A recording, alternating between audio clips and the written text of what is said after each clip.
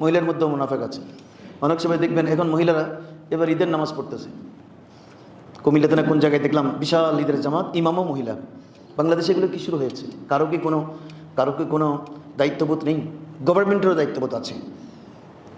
Government দেশের শীর্ষস্থানীয় আলেমদেরকে নিয়ে জিজ্ঞেস করতে হবে, বৈঠক করতে হবে যে মহিলাদের এভাবে ঈদের নামাজ পড়া, মহিলা ইমামতি করা ইসলাম কি বলে। যদি সিনিয়র ক্লাসের আলেমরা বলে যেটা নাজায়েজ, গভর্নমেন্ট তার ফৌজ দিয়ে এটা বন্ধ করে দিতে হবে। কারণ বন্ধ না করলে তো ফিতনা বাড়বে। চট্টগ্রামে এটা করতে চাইবে, আমি বাধা দেবো। তো আপনি কি চান দু দলের মধ্যে রক্তারক্তি হোক?